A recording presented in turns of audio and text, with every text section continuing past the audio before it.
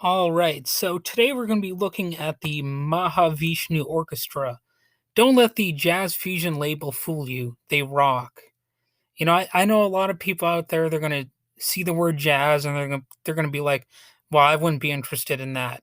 But, hold your horses. Go ahead and try this band out. I think you might like them if you like just music that's good and, that actually is potentially captivating or mesmerizing or whatever term you want to use. It's just good musicianship. And that kind of thing, it can really transcend genre, whether it's rock or jazz or classical or whatever. Just if you've got some solid musicianship, there's some quality pretty much built into it, right? So this was a band that or a group that was heavily influenced by Indian classical music, and of course, you got some rock influences and all these other different components. But at the end of the day, it's just cool music.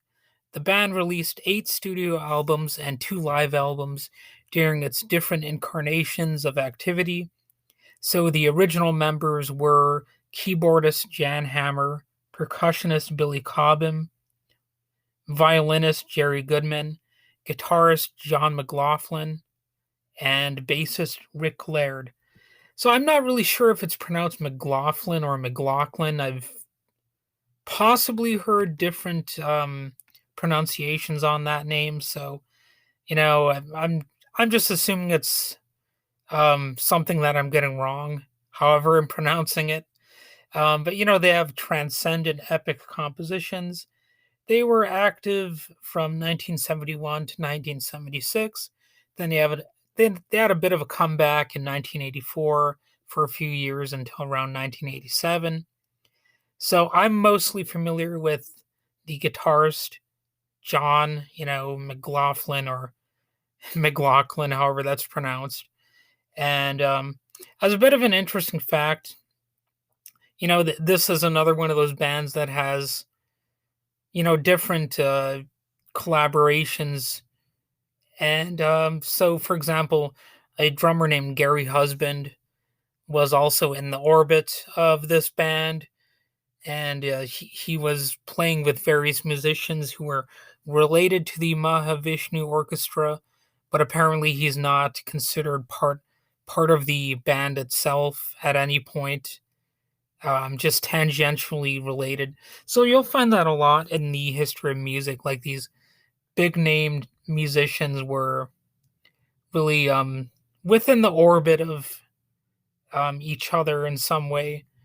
And so this to me was sort of like a super group of these type of musicians, you might say. And I really recommend listening to them. Like if you really want to spice up your appreciation for, I guess, jazz and instrumental music, because that's what a lot of this is really about.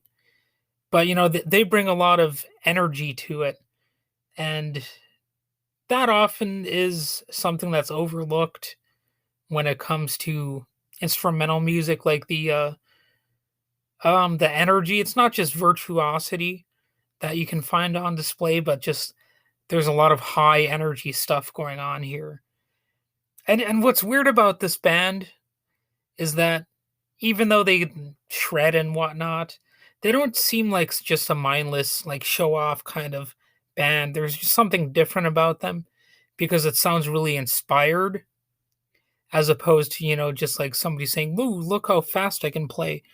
It sounds very naturalistic instead of just being a bunch of show offs, which is not the easiest thing to pull off. Like a lot of shred guitarists out there, they just seem like they're trying to cram as many notes together as they possibly can. And somehow they make, the whole fast performance thing seem like it's more natural. Doesn't sound as forced. And I don't know how they really do that.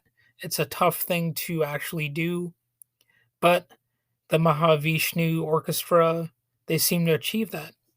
So you've got other people like Jerry Goodman, who were involved. The violinist, he in 1985 onward recorded 3 solo albums for private music, and he went on to tour with his own band as well as with Shadowfax and the Dixie Dregs. So there you go again, another example of these people who were really involved with other musical projects, but obviously had some heavy origins in this particular group. And the group disbanded for the final time in 1987. And they did reunite with each other on various different projects, but I guess that they never fully reformed under the name of Mahavishnu. So, boy, I hope what I said made sense, and I hope it really convinces some of you to go out and check this band out because they're definitely worth it. And I don't want to sound too much like a devotee to them because honestly, I don't even listen to them that often. But when I do, I definitely appreciate it. So, yeah, that's really all I have to say about it. Trying to cover all these different bands, and hopefully some of you out there are going to be like, "Oh, okay, he's uh he's promoted these groups. I'm going to actually check them out." And in this case, definitely go ahead and do it. All right.